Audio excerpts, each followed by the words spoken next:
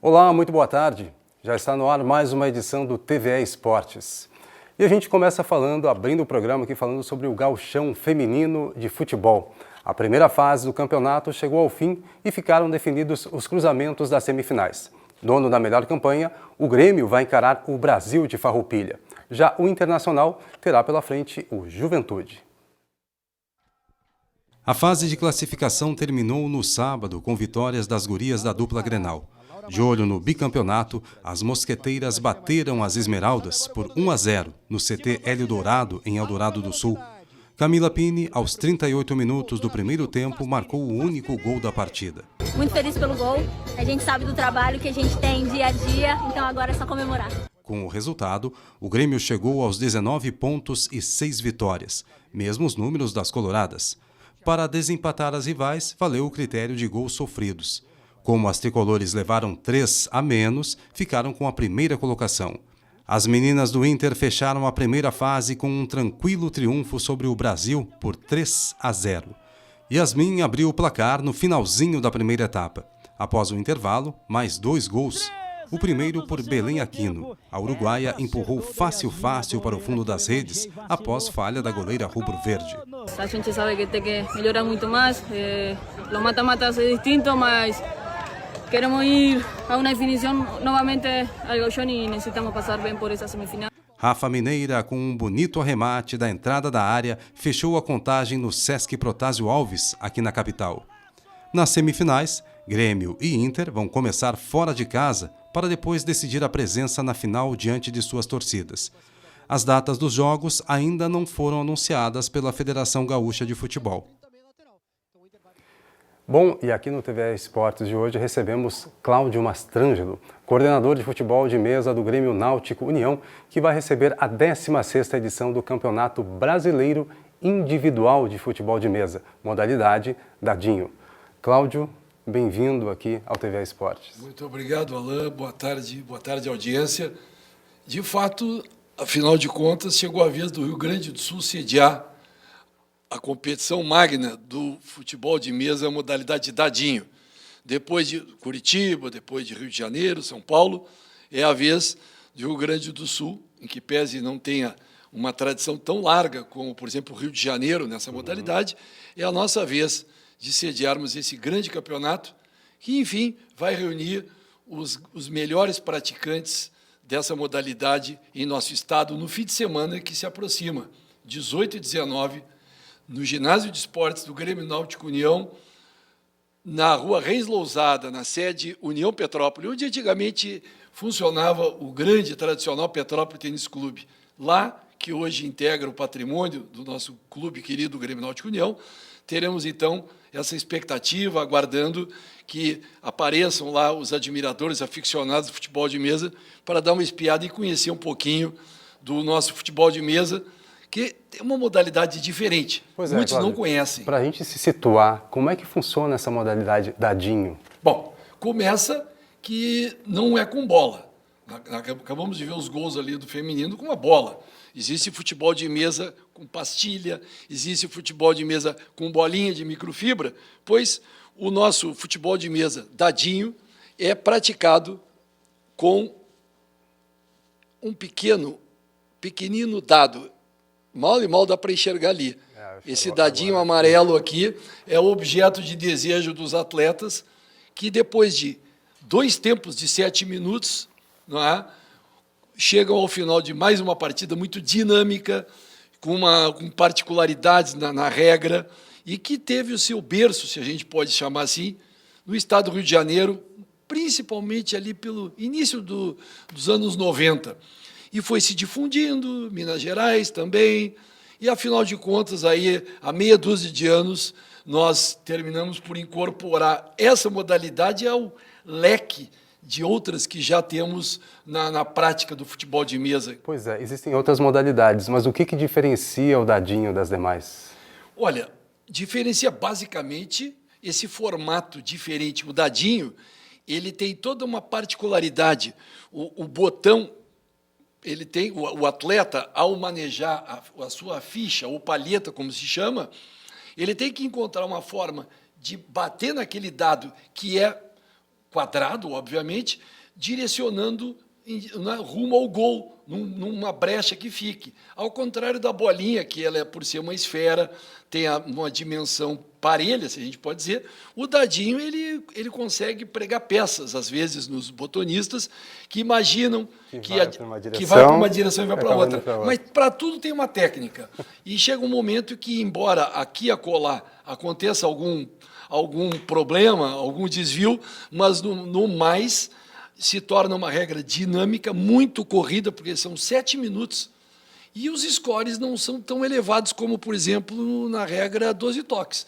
Na 12 toques é normal lá um 6-5. No dadinho, somente os mais experimentados conseguem manter uma partida com mais de 5, 6 gols no total. É muito difícil. É mais difícil. É mais difícil, inclusive por uma certa dificuldade que a regra coloca, que permite que depois de um chute a gol, aquele que chutou, se não fez o gol, pode trazer 3 botões do ataque para povoar o meio.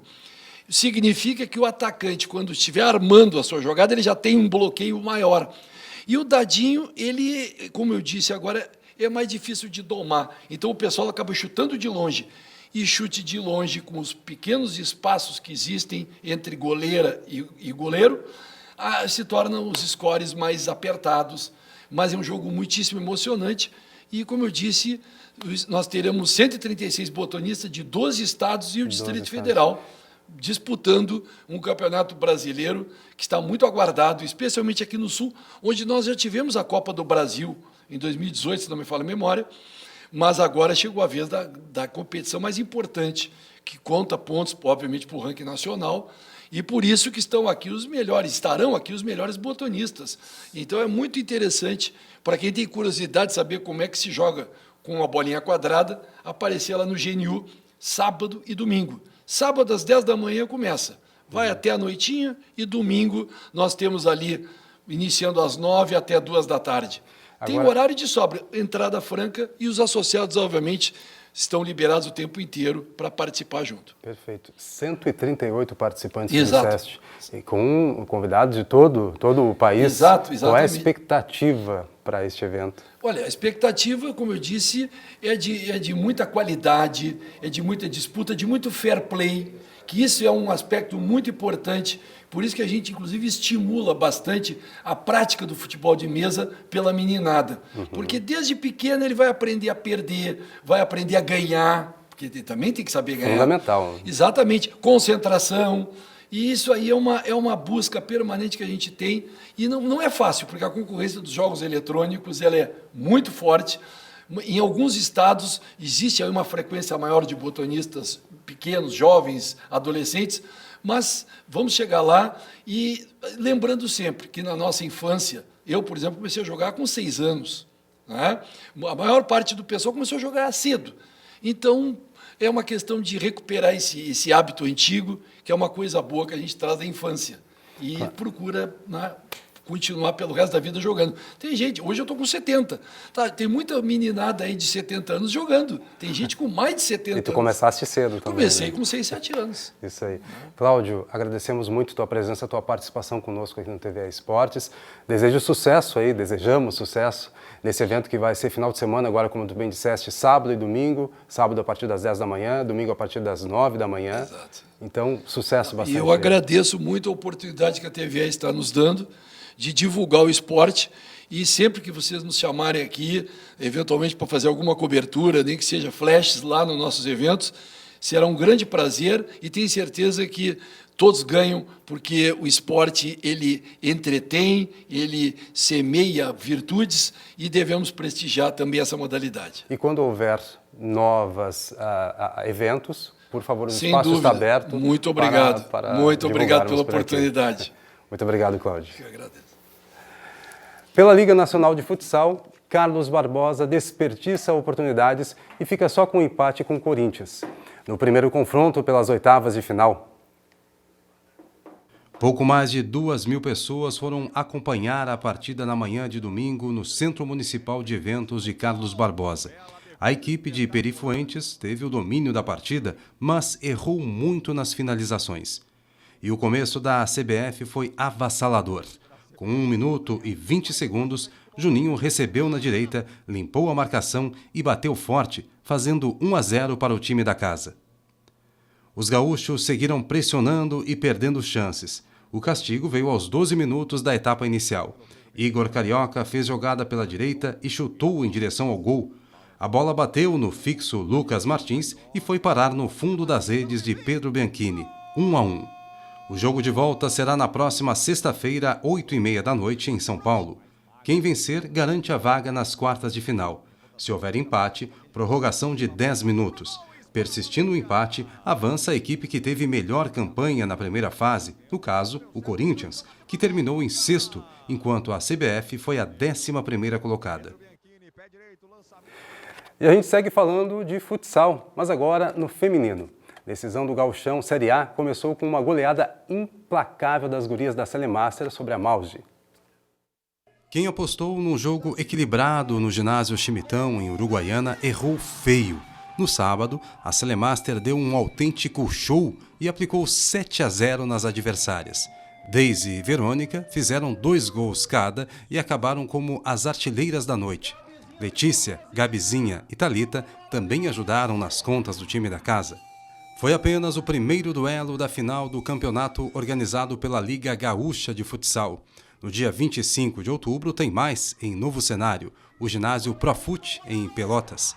A Celemaster, como levou a melhor no primeiro duelo, precisa só empatar para garantir mais um título estadual. Para a Mauge, não tem outro remédio, é vencer ou vencer por qualquer resultado nos 40 minutos, forçando assim uma prorrogação. Em caso de tempo extra, quem ganhar fica com o título. Se nada estiver decidido, aí a decisão vai para os pênaltis. Maior vencedora da competição, a Celemaster busca mais um título do Gauchão. Já a Mauge quer terminar com a hegemonia do Clube da Fronteira Oeste.